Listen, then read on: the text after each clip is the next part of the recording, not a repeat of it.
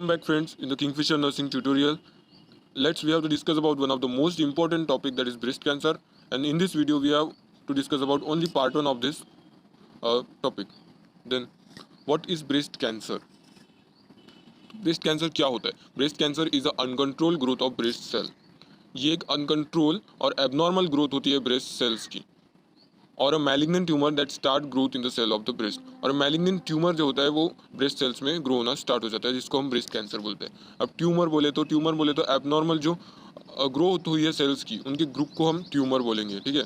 और ट्यूमर के दो टाइप होते हैं, एक तो vinyl tumour, malignant tumour. Vinyl tumour जो एक जगह से दूसरी जगह फैलते नहीं है, और मैलिग्नेंट ट्यूमर जो एक जगह से दूसरी जगह फैलते हैं. तो ये होते हैं ट्यूमर के टाइप्स.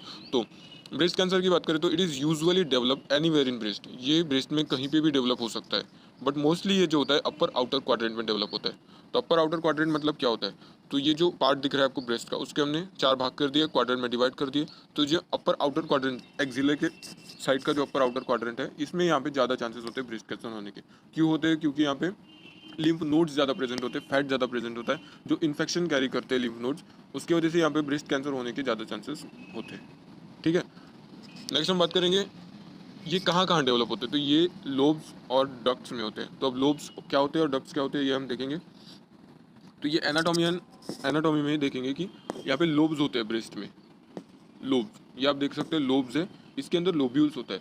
ये रेड कलर के जो दिख रहे हैं लोब्यूल्स. फिर ये डक्ट्स आ जाते हैं इधर, डक्ट्स, लैक्टिफेरस डक्ट्स, एंड ये लैक्टिफेरस साइनसेस, एंड ये अल्टीमेटली निपल. ठीक है. तो ये एनाटॉमी ये मेन है. यहाँ पे हमको आगे टाइप्स पढ़ने इसके, तो ये जान लेना हम इंपॉर्टेंट है कि लोब्स क्या होता है, लोब्यूल्स क्या होते हैं, लैक्टिफेरस डक्ट्स क्या होती है, साइनसेस क्या होते हैं. ठीक है. देन हम इसके टाइप्स की बात करेंगे तो इसमें मेनली 3 टाइप्स होते हैं: ductal carcinoma, lobular carcinoma, and inflammatory breast cancer. Then ductal carcinoma के फिर से 2 टाइप होते हैं: invasive ductal carcinoma and ductal carcinoma in situ, जिसको हम शॉर्टकट में IDC और DCIS भी बोलते हैं. देन लोबुलर कार्सिनोमा के फिर से 2 टाइप हो जाते हैं: invasive lobular carcinoma and lobular carcinoma in situ. And third, inflammatory breast cancer, IBC. तो इन्वेसिव डक्टल कार्सिनोमा क्या होता है? तो इन्वेसिव डक्टल कार्सिनोमा मतलब, इन्वेसिव मतलब मैलिग्नेंसी, एक जगह से दूसरी जगह फैलने वाला. तो इन्वेसिव डक्टल कार्सिनोमा क्या होता है? ये जो हमने डक्ट्स पढ़े, लैक्टिफेरस डक्ट्स, इनमें होता है. इन्वेसिव डक्टल कार्सिनोमा इन डक्ट्स में ग्रो होता है और यहाँ से स्प्रेड होता है. जैसे आप इस फिगर में देख सकते हैं, इन्वेसिव डक्टल कार्सिनोमा यहाँ से स्प्रेड होता है. ठीक है. लैक्टिफेरस डक्ट जो है वहाँ से स्प्रेड हो रहा है. और हम नेक्स्ट टाइप की बात करेंगे तो डक्टल कार्सिनोमा इन सीटू मतलब कि वही जगह, एक ही जगह पे रहता है, वो फैलता नहीं है. तो डक्टल कार्सिनोमा इन सीटू में ये देखो, यहाँ पे ये बस वो फैल रहा नहीं है. ये नॉर्मल डक्ट है, यहाँ पे कोई मास ऑफ सेल प्रेजेंट नहीं है. और यहाँ पे डक्टल कार्सिनोमा में एबनॉर्मल ग्रोथ हुई है सेल्स की, पर वो फैली नहीं है. और इन्वेसिव डक्टल कार्सिनोमा में ये फैल रही है, मतलब मैलिग्नेंट हो रही है एक जगह से दूसरी जगह पे. ठीक है. देन हम बात करेंगे इसी के जैसा है लोबुलर कार्सिनोमा. लोबुलर कार्सिनोमा में इन्वेसिव लोबुलर कार्सिनोमा, मैंने पहले ही बताया, इन्वेसिव मतलब मैलिग्नेंसी. तो लोबुलर कार्सिनोमा, ये जो लोब्स देख रहे हैं आप, ये लोब्स में से ये जो कैंसरस सेल्स जो होते हैं ये बाहर जाते हैं इन्वेसिव लोबुलर कार्सिनोमा में. और लोबुलर कार्सिनोमा इन सीटू में जो कैंसरस सेल्स की जो ग्रोथ हुई है वो वहीं के वहीं रहेगी, वो वहाँ से कहीं मैलिग्नेंट नहीं होगी, मतलब फैलेगी नहीं. ओके. तो ये हो गए इसके टाइप्स. डक्टल कार्सिनोमा के टाइप्स हमने क्या देखे? Invasive ductal carcinoma and ductal carcinoma in situ. Invasive मतलब मैलिग्नेंट. ठीक है. Then ductal carcinoma in situ मतलब ये फैल रहा नहीं है, एक ही जगह पे डक्ट में ग्रोथ हुई है सेल्स की. यानी इन्वेसिव लोबुलर कार्सिनोमा मतलब लोब्स में ये कैंसरस ग्रोथ स्टार्ट हुई है, बट ये लोब्स से डक्ट्स में जाती है और अदर पार्ट्स जो ब्रेस्ट के अदर पार्ट से वहाँ पे फैलेगा. Then lobular carcinoma in situ में ओनली लोब्स में रहेगा, वो कहीं और फैलेगा नहीं. ठीक है. तो ये इसके टाइप्स हो गए. देन थर्ड टाइप है, ये रेयर टाइप है, ये बहुत रेयर होता है. इसमें क्या होता है, ब्रेस्ट जो होते हैं रेड स्वालन हो जाते हैं, और ब्रेस्ट की जो डेंसिटी रहती है वो बढ़ जाती है इसमें. तो ये बहुत कम केसेस में, और इन्फ्लामेशन होने लगती है ब्रेस्ट में, बहुत रेयर ही देखने में मिलता है ये केस. ठीक है. देन हम बात करेंगे इसके कॉजेज और रिस्क फैक्टर की. तो कॉजेज क्या क्या हो सकते हैं ब्रेस्ट कैंसर के? तो कॉजेज मतलब एज आएगा सबसे पहले. तो एज में जो 60 ईयर्स के अबव है, जनरली 40 ईयर्स है, बट जो 60 ईयर्स के अबव है उनमें मैक्सिमम चांसेस होते हैं कि उनको ब्रेस्ट कैंसर होने के. ठीक है. देन पर्सनल हिस्ट्री में क्या आएगा? अगर पर्सन को इसके पहले मतलब एक ब्रेस्ट में ब्रेस्ट कैंसर हुआ हो तो दूसरे ब्रेस्ट में भी उसका कैंसर फैल सकता है. तो ये हो गया पर्सनल हिस्ट्री में आएगा उसके.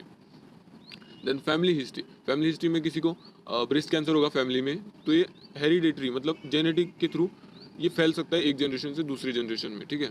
तो फैमिली हिस्ट्री में अगर किसी को होगा तो वो रिस्क फैक्टर हो सकता है नेक्स्ट जनरेशन के लिए। देन जीन चेंजेस मतलब यहाँ पे दो जीन होती है, BRCA1 एंड BRCA2। तो ये जो दो जीन्स होती है ये कॉज करती है ब्रेस्ट सेल्स जो होते हैं उनके ग्रोथ को प्रमोट करती है। तो ये दो जीन जो होती है इनके वजह से जो ब्रेस्ट सेल्स की ग्रोथ होती है, मतलब ब्रेस्ट को कितना साइज देना है, कितनी ग्रोथ करानी है, ये इन पे डिपेंड करता है। बट इनमें जो एबनॉर्मलिटीज़ आ जाती है, म्यूटेशन आ जाती है किसी कारण की वजह से, जैसे वो रेडियोग्राफिक भी हो सकती है म्यूटेशन या फिर जेनेटिक म्यूटेशन भी हो सकती है, तो जिसकी वजह से ये एबनॉर्मल जो प्रोटीन सिंथेसिस होती है वो करने लग जाता है, जिसकी वजह से it leads to breast cancer, मतलब एबनॉर्मल ग्रोथ करने लग जाता है ब्रेस्ट सेल्स की, जिससे कि ब्रेस्ट कैंसर होता है, ठीक है। तो ये हो गया जीन्स की बात। देन रिप्रोडक्टिव और मेंस्ट्रुअल हिस्ट्री, ये भी one of the most important है। इसमें क्या आएगा, अर्ली मिनार्के मतलब स्टार्टिंग ऑफ मेंस्ट्रुअल साइकिल। जब मेंस्ट्रुअल साइकिल स्टार्ट होती है उसको हम बोलेंगे अर्ली मिनार्के। तो अर्ली मिनार्के में क्या होता है, जनरली 12 to 13 ईयर्स में मेंस्ट्रुअल साइकिल स्टार्ट होना चालू हो जाती है, ठीक है। बट इसमें क्या होता है, 12 से कम ईयर मतलब 10 या फिर 9 या फिर 11 में अगर स्टार्ट हो गई है मेंस्ट्रुअल साइकिल, तो ब्रेस्ट कैंसर होने के चांसेस जो होते हैं मैक्सिमम हो जाते हैं गर्ल्स में, ठीक है। Then first child at older age, 45 above होगा और उसको फर्स्ट चाइल्ड हो रहा है, तो तब भी ये एक रिस्क फैक्टर माना जाएगा कि ब्रेस्ट कैंसर होने का, ठीक है। लेट मीनोपॉज मतलब किसी किसी में मीनोपॉज लेट होता है, जनरली 45 ईयर्स होता है, बट किसी किसी में 55 65 तक चले जाता है, तो इसमें लेट मीनोपॉज हुआ तो भी ये ब्रेस्ट कैंसर हो सकता है, ठीक है। फिर आएगा radiation therapy to chest. Radiation therapy मतलब रेडिएशन, जैसे एक्सरे हो गए या फिर रेडिएशन थेरेपी कोई ले रहे हैं, तो रेडिएशन थेरेपी से क्या होता है, ब्रेस्ट सेल्स जो होते हैं उसमें म्यूटेशन आ जाती है, म्यूटेशन आने के बाद वो एबनॉर्मली ग्रो होना स्टार्ट करती है, जिससे कि it leads to breast cancer, ठीक है। Then hormonal replacement therapy, hormonal replacement therapy में बात करेंगे ईस्ट्रोजन की। इसमें मेनली ईस्ट्रोजन होता है। तो ईस्ट्रोजन एक ऐसा हार्मोन है जो ब्रेस्ट सेल की ग्रोथ को प्रमोट करता है। ईस्ट्रोजन जो हार्मोन होता है वो ब्रेस्ट सेल्स होती है उसके ग्रोथ को प्रमोट करता है। तो ईस्ट्रोजन में क्या होता है, किसी किसी में ब्रेस्ट सेल्स ग्रो नहीं होती, या फिर कोई आर्टिफिशियली इंट्रोड्यूस कराता है ईस्ट्रोजन ग्रोथ प्रमोट कराने के लिए ब्रेस्ट की। तो इसमें एक्सेसिव अमाउंट ऑफ ईस्ट्रोजन हो जाने के कारण इनकी ग्रोथ जो होती है एबनॉर्मल हो जाती है, और यहाँ पे सेल्स में म्यूटेशन दिखती है,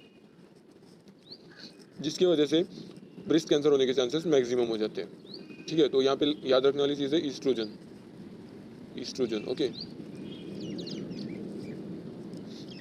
तो ये हो गया उसके रिस्क फैक्टर्स। देन हम बात करेंगे कॉम्प्लिकेशंस की।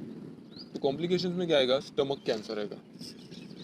इससे बहुत सारे प्रकार के कॉम्प्लिकेशन हो सकते हैं। स्टमक कैंसर आएगा, फिर थायराइड कैंसर आएगा, फिर ओवेरियन कैंसर हो सकता है, कोलोनिक कैंसर भी हो सकता है, यूटेराइन कैंसर भी हो सकता है, ईसोफेगस कैंसर भी हो सकता है, सलाइवरी ग्लैंड कैंसर भी हो सकता है। तो ये हो गए इसके कॉम्प्लिकेशंस, ठीक है।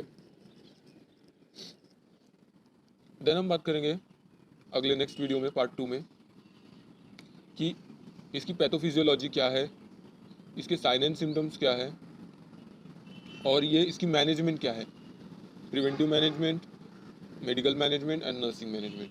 So thank you guys for watching this video.